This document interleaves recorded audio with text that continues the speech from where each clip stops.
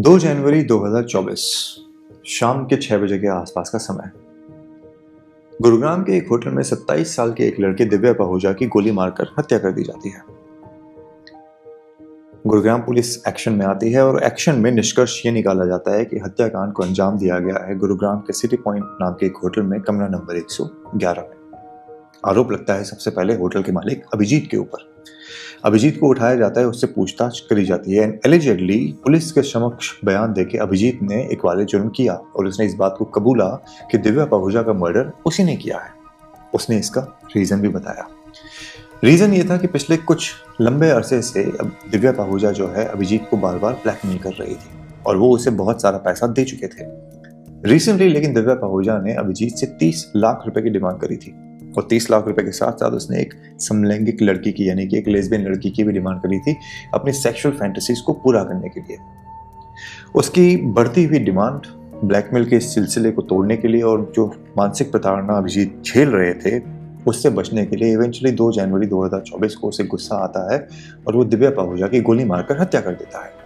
लाश को ठिकाने लगाने में नाम लिया बलराज, जो कि एक दोस्त था उसका और होटल के एक स्टाफ का। अभी तक की कहानी सुनकर आपको लग रहा होगा कि this is an open and shut case. Murder हुआ, इन्वेस्टिगेशन हुई, आरोप लगा, एक वाले जुर्म हुआ और कहानी खत्म। पर कहानी हिंदुस्तान में इतनी सिंपल होती नहीं है, स्पेशली उन मर्डर केसेस के अंदर जहां पे पैसा इन्वॉल्व हो और बड़े नाम इन्वॉल्व हो। आपको ये भी बताता चलो कि 2 वर्ष पहले हुए इस हत्याकांड की FIR लिखवाने वाला और कोई नहीं बल्कि दिव्या पहूजा की बहन नैना और उसकी माँ सोनिया पहूजा थी। आपको ये भी बताता चलूं कि इस केस के 2 वर्ष बीतने के पश्चात नैना पहूजा और सोनिया पहूजा अपने बयान से मुकर चुकी है। आपको ये भी बता दूं कि अभिजीत को बेल मिल चुकी है। आपको ये भी बता दूं कि CCTV फुटेज के ऊपर क्वेश्चन मार्क्स लग चुके हैं और आपको ये बता दूं कि जिन 15 गवाहों में से 9 गवाहों के बयान दर्ज हुए वो सारे के सारे यूटर्न मार चुके हैं। है ना इंटरेस्टिंग चीज। तो सवाल यहाँ पे ये उठता है कि आखिरकार अगर अभिजीत ने मर्डर किया तो क्यों किया, और अगर उसने मर्डर नहीं किया तो मर्डर किसने किया? क्योंकि अपेरेंटली नैना पहूजा ने अपने बयान को यूटर्न मारते हुए ये कहा कि मैंने तो अभिजीत के ऊपर कभी एलिगेशन लगाए नहीं, हमें उसके ऊपर कोई भी शक नहीं है, हमने तो एक और परिवार का नाम लिया था जिसके बारे में गुरुग्राम पुलिस ने इन्वेस्टिगेशन करना जरूरी ही नहीं समझा। अब वो परिवार कौन है? इन सारे सवालों का जवाब मैं आपको इस वीडियो में दूंगा और जानने की हम कोशिश करेंगे साथ में कि आखिरकार दिव्या पहूजा को मारा किसने। तो वीडियो के अंत तक जरूर बने रहना because this video is all about the dark secrets of the Divya Pahuja murder.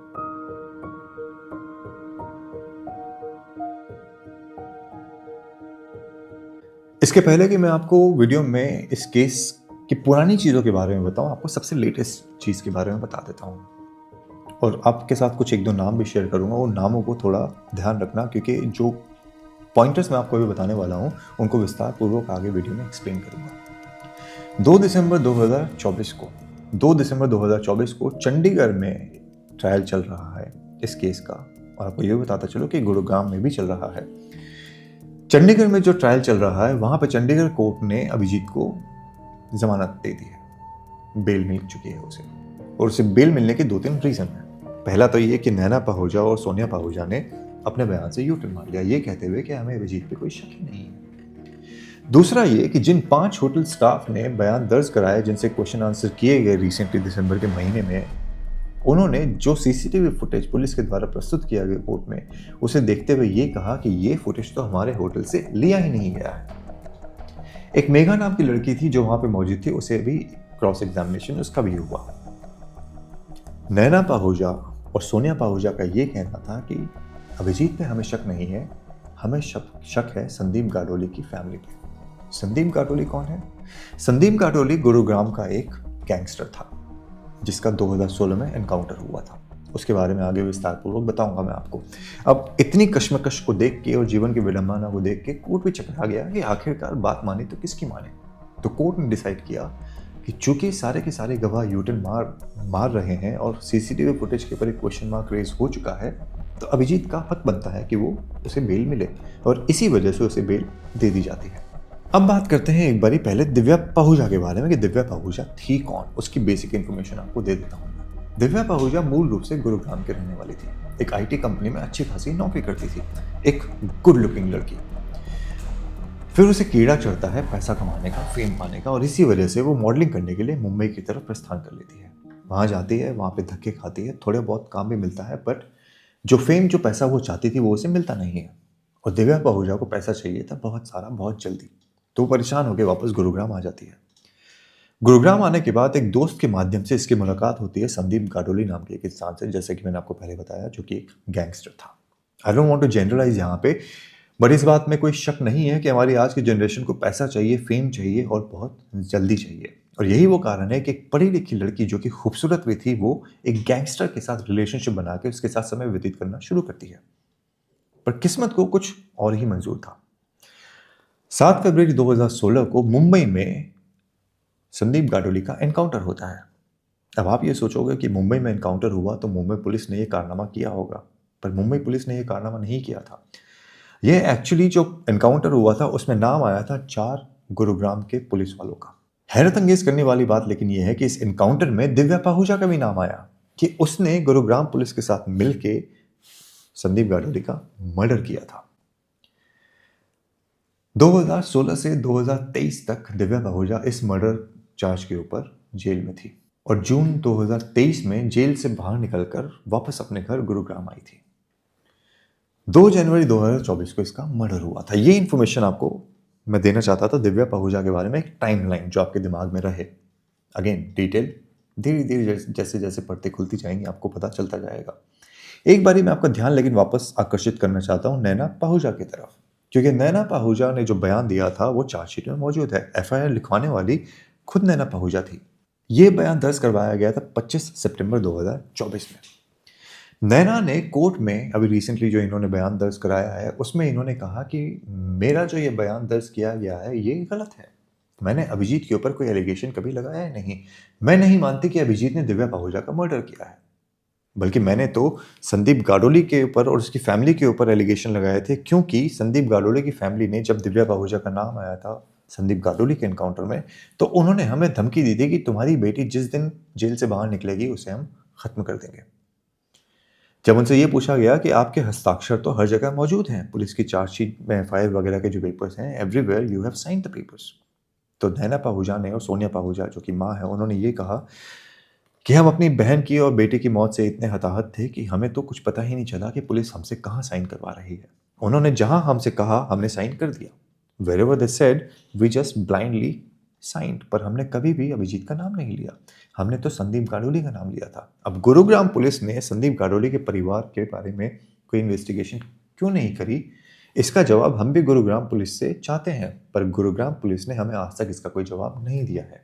ये कहते हुए नैना पाहुजा और सोनिया पाहुजा के द्वारा यूटर्न मारा गया था।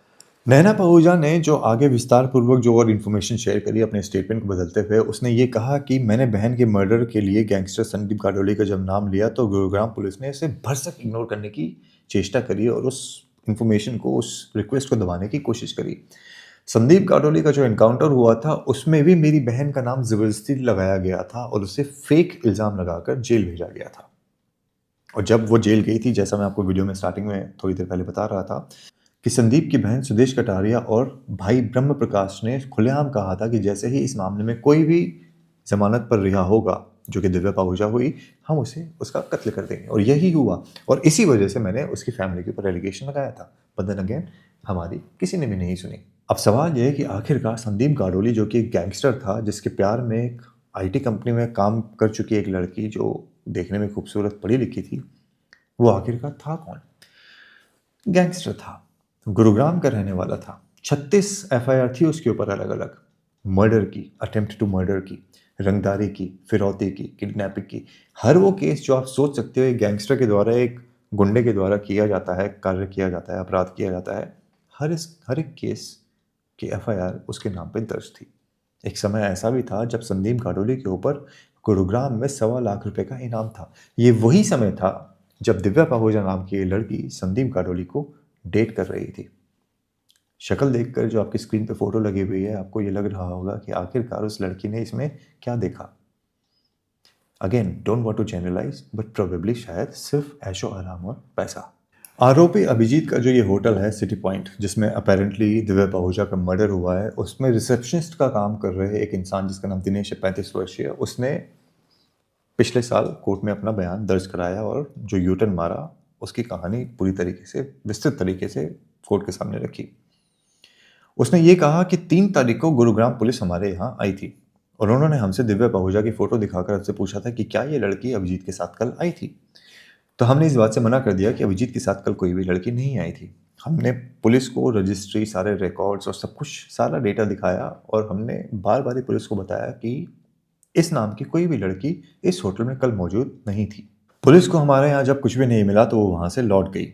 हमें कोर्ट में जो सीसीटीवी फुटेज दिखाया जा रहा है जिसमें दिव्या नाम की कोई भी लड़की दिख नहीं रही है, एक्चुअली में जो सीसीटीवी फुटेज दिखाया जा रहा है ये तो हमारे होटल से लिया ही नहीं गया है। यही वो बयान था जिसको मद्देनजर रखते हुए चंडीगढ़ कोर्ट ने इवेंचुअली अभिजीत को बाद में जमानत दी। अभिजीत ने पुलिस को 2 बयान दिए थे जिसमें उसने 2 अलग अलग इन्फॉर्मेशन पुलिस के साथ अपेरेंटली शेयर करी थी। पहले बयान में उसने ये कहा था कि दिव्या पहूजा ने मेरे से 30 लाख रुपए मांगे और वो मुझे ब्लैकमेल कर रही थी, इसी वजह से गुस्से में आके मैंने उसका मर्डर कर दिया। लेस्बियन वाला जो एंगल है वो इसने सेकंड बयान में दर्ज करवाया था पुलिस के साथ। अब दिव्या पहूजा से अभिजीत की मुलाकात कैसे हुई वो भी आपके लिए जानना जरूरी है। अपेरेंटली 2014 में सिटी पॉइंट नाम का जो ये होटल है जो अभिजीत रन करता था, उसके आजू बाजू में एक बस स्टैंड था, तो दिव्या अक्सर वहां से आया जाया करती थी, वहां से बस लिया करती थी। इस आवन जावन के बीच में उसकी आंखें अभिजीत से मिली और इनका रिलेशनशिप शुरू हुआ, जहां पे इनके शारीरिक संबंध बने और एक अफेयर शुरू हुआ।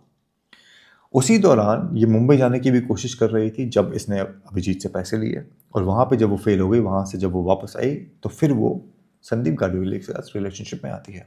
2016 में जेल चली जाती है और जेल में 7 साल रहती है। अभिजीत का ये कहना है कि जेल से निकलने के बाद जब वो बेल पे बाहर आई तो ये दिव्या ने इससे फिर से संपर्क किया और फिर से इसके साथ घूमना फिरना शुरू कर दिया।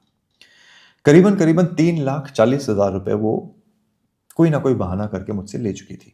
1.5 लाख रुपए का एक आईफोन भी लिया था। शारीरिक संबंध बनते थे और रेगुलरली बनते थे, पर परिवार में या किसी को कभी ये नहीं कहा था कि अभिजीत उसका बॉयफ्रेंड है या कभी किसी से मिलवाया था। अपेरेंटली ये जो 30 लाख रुपए मांगे गए थे ये ब्लैकमेल करके मांगे गए थे, और एटलीस्ट अभिजीत का ये कहना है कि उसने मुझे ब्लैकमेल किया कि अगर तुमने मुझे ये पैसे नहीं दिए तो मैं तुम्हारे ऊपर रेप का इल्ज़ाम लगा के तुम्हें जेल पहुंचा दूंगी। तो ये 30 लाख का सिलसिला जो है, ये जो कॉन्वर्सेशन है, अपेरेंटली वहां से शुरू हुआ था। अभिजीत ने आगे ये कहा कि मैंने पैसे देने से मना कर दिया था। 1 जनवरी 2024 को वो मेरे घर आई थी और यहाँ मेरा एक दोस्त बलराज और रवि बंगा भी थे। इनके साथ में मेघा भी आई थी। मेघा वही लड़की है जिसके बारे में मैं आपको बता रहा था कि वो कोर्ट में मौजूद थी और उसको भी क्रॉस एग्जामिनेशन उसका भी किया गया था। हालांकि वो जल्दी चली गई थी। फिर दिव्या ने मुझसे पैसे देने का दबाव डाला तो मैंने सोचा कि कहीं वो मेरी बेइज्जती न करे, इसलिए उस रात को करीबन 3:15 बजे के आसपास में दिल्ली से गुड़गांव निकल गया दिव्या को साथ लेके। अभिजीत ने फिर अपने बयान में आगे बताया कि होटल का कमरा नंबर 114 उसके लिए हमेशा रिजर्व रहता था, पर उस दिन फॉर सम रीज़न उसे उस रूम की चाबी नहीं मिली। 4 बजे के आसपास ये होटल पहुंचते हैं तो कमरा नंबर 111 में जाते हैं। कमरा नंबर 111 में आने के बाद ये यहाँ पे सो जाते हैं और अगली दोपहर सो के उठते हैं। ये तारीख थी 2 तारीख, जब दिव्या ने अभिजीत को ये बताया कि वो लेस्बियन है और उसे एक लेस्बियन पार्टनर चाहिए। तो अभिजीत ने अपेरेंटली फोन करके मेघा को बुलाया। यहाँ पे अपेरेंटली दिव्या के द्वारा फिर से प्रेशर डाला गया अभिजीत के ऊपर पैसा देने के लिए। जब ये बार बार प्रेशर डाल रही थी तो अभिजीत इससे परेशान हो जाता है। शाम को 6 बजे के आसपास में इसके पास एक देसी पिस्तौल थी, जो इसने बताया कि मैंने वो देसी पिस्तौल निकाली और दिव्या को कनपट्टी पे उसके बंदूक रख के गोली दाग दी, और उसके बाद मैं काफ़ी देर तक वहाँ पे फर्श पे बैठा रहा जहाँ पे चारों तरफ खून ही खून मौजूद था। दिव्या का फोन और पिस्तौल को ठिकाने लगाने की जिम्मेदारी दी गई मेघा को। रात के 10:30 बजे के आसपास बलराज और रवि आते हैं इसकी मदद करने के लिए, जहाँ पे लाश को ठिकाने लगाया जाना था। पर लाश को ठिकाने लगाने की जिम्मेदारी दी जाती है होटल के स्टाफ हेमराज और ओम प्रकाश को। उनको 5-5 लाख रुपए देने का लालच दिया जाता है और ये कहा जाता है कि इस लाश को जाके नहर में फेंक दो।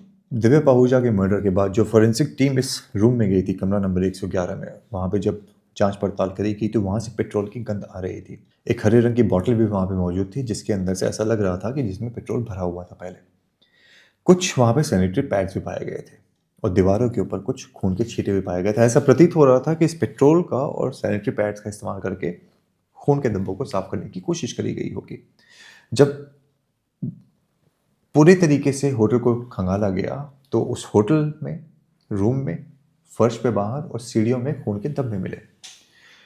दिव्या पाहुजा की जब लाश मिली थी तो उस लाश के मिलने के बाद पुलिस को पोस्टमार्टम में ये पता चलता है कि जिस समय दिव्या पाहुजा का मर्डर हुआ मोस्ट प्रोबेबली उस समय उसके पीरियड्स आए हुए थे और ये सैनिटरी पैड्स उसी को बिलोंग करते थे। मेघा नाम की जो ये लड़की है उसने जो पुलिस को बयान दिया वो भी आपके लिए जानना ज़रूरी है। उसने पुलिस को ये बताया कि 1 जनवरी की इस न्यू ईयर पार्टी में जो जहाँ पे ये सारे लोग मौजूद थे, मैं भी उस पार्टी में गई थी। इस पार्टी में दिव्या पाहुजा ने काफ़ी शराब पी रखी थी, उसने काफ़ी शॉर्ट ड्रेस पहनी हुई थी। दिव्या पाहुजा के पास एक पिस्तौल भी थी जो उसने फायर भी करी थी और वो काफ़ी मदहोश सी, काफ़ी बेहोश सी हालत में थी। मेघा एक डिलीवरी गर्ल हुआ करती थी, एक ऐप के लिए अपैरेंटली काम करती थी और डिलीवरी का उसकी नौकरी डिलीवरी की थी। उसकी मुलाकात भी किसी दोस्त ने अभिजीत से कराई थी और वो भी अभिजीत के साथ उसके बाद पार्टियां कर रही थी। अब what was the real job, no one knows. 2 जनवरी 2024 को मेघा के पास एक अनजान नंबर से फ़ोन भी आया था जो अपैरेंटली दिव्या ने किया था और दिव्या ने उसे होटल आने के लिए कहा था। तो मेघा ने अपैरेंटली फिर अभिजीत को फ़ोन करके ये पूछा था कि क्या होटल आना है शाम को। तो अभिजीत ने कहा कि हाँ, आ जाना। तो 7 साढ़े 7 बजे मैं होटल पहुंची। हम कमरा नंबर 111 में थे जहाँ पे मैं अभिजीत के साथ थी। हम दिव्या का वेट कर रहे थे पर दिव्या वहाँ पे नहीं आई। हमने दिव्या को कई बार फ़ोन किया पर उसने फ़ोन नहीं उठाया और जब भी फ़ोन के रिंग पे कोई रिएक्शन हुआ तो वो बेसिकली फ़ोन काटने का था। तो दिव्या किसी भी तरीके से हमारे साथ संपर्क में नहीं थी, ऐसा मेघा का कहना है। उसके बाद हम होटल से निकल गए 9 साढ़े 9 बजे के आसपास। उसके बाद होटल में क्या हुआ क्या नहीं हुआ मुझे इस बात की कोई जानकारी नहीं है। पेचीदा कितना है ये केस, एक वाले जुर्म है। मेघा को पिस्तौल दी, फ़ोन दिया ठिकाने लगाने के लिए, लाश नहर से मिली, किन लोगों को दी थी उसका नाम लिया गया। फिर जो बंदा 2016 में जिसका एनकाउंटर हो चुका है उसकी फैमिली के ऊपर एलिगेशन डालने की कोशिश करी गई है। तो बेसिकली अभी ये मामला ऐसा हो गया है कि no one killed Divya Pahuja. But it would be safe to say, जैसा कि मैंने आपको वीडियो के स्टार्टिंग में प्रॉमिस किया था कि आई विल टेल यू कि किसने मारा दिव्या पाहुजा को, इट्स वेरी सेफ टू से कि अभिजीत किल्ड दिव्या पाहुजा। संदीप गाडोली के परिवार ने अगर दिव्या पाहुजा की हत्या की होती तो आखिरकार दिव्या पाहुजा के लोकेशंस किस तरीके से मिल रही होती सिटी पॉइंट होटल में। पुलिस ये सब चीज़ों को साबित कर चुकी है। पर जिस तरीके से बयान यूटर्न मारे जा रहे हैं चश्मदीद गवाहों के द्वारा और विटनेसेस के द्वारा, court will have to keep that in consideration. 15 witnesses जिनमें से 9 के बयान दर्ज हुए थे, सबके सब यूटर्न मार चुके हैं। अभिजीत ऑब्वियसली एक पैसे वाला इंसान है और उस पैसे की धौंस दिखा के प्रोबेबली उसने गवाहों को इन्फ्लुएंस किया होगा अपना बयान बदलने के लिए। 100% श्योरिटी प्रोबेबली नो, बट अगर कॉमन सेंस लगाएं तो वी कैन फिगर आउट कि कहाँ पे क्या खेला गया होगा। मेरा पर्सनल ओपिनियन, मेरा एनालिसिस ये है कि दिव्या पाहुजा की मौत में और किसी का नहीं, अभिजीत का हाथ है। आपको क्या लगता है आप कमेंट करके ज़रूर बताना। अभिजीत बेल पाकर बाहर है और दिव्या पाहुजा को किसने मारा ये क्वेश्चन अभी भी एक क्वेश्चन मार्क बन के सोशल मीडिया पे छाया हुआ है। कई लोग ये कहेंगे कि जब बहन और माँ ही डर गए तो फिर दूसरों से क्या एक्सपेक्टेशन करना। मैं किसी भी तरीके से यहाँ पे कोशिश नहीं कर रहा नैना पाहुजा या सोनिया पाहुजा को डिफेंड करने की, पर कई बार हम इस चीज को भूल जाते हैं कि एक माँ की जिंदगी में एक बेटी और भी है जिसकी इज्जत का, जिसकी जिंदगी का ख्याल से रखना है। मध्यम वर्गीय परिवारों की जिन परिवारों के पास ज्यादा पैसा नहीं होता है, जो रिच फैमिली से बिलोंग नहीं करते हैं, उनके लिए जस्टिस पाना इस देश के अंदर बहुत ज्यादा मुश्किल है। यहां पे सिस्टम की कमजोरी, पुलिस का निकम्मापन और पैसे की ताकत, इन चीजों को ध्यान में रखते हुए आपको फैमिली को थोड़ा सा लीवे देना पड़ेगा। Having said that, people like us keep talking about cases like this, और उसका रीजन सिर्फ और सिर्फ ये होता है ताकि आपको सोसाइटी की वास्तविकता से, अगर कहीं से भी आपके दिमाग के अंदर थोड़ा सा भी कुछ आ गया हो कि एवरीथिंग इज हंकी डोरी, इट्स नॉट, उस वास्तविकता से आपको हम जोड़े रखें। मकसद बेसिकली वीडियो का ये होता है। आप क्या सोचते हो जुडिशरी के बारे में, आप क्या सोचते हो फैमिली के यूटर्न और विटनेसेस के यूटर्न मारने के बारे में, कमेंट करके ज़रूर बताना। और यहाँ तक अगर वीडियो देखा है, चैनल को सब्सक्राइब करें if you want to and if you feel like, और ग्रो करने में हमारी सहायता करें। आज समय देने के लिए धन्यवाद। अगले वीडियो में आपसे मुलाकात होगी। जय श्री राम, हर हर महादेव। ध्यान रखना।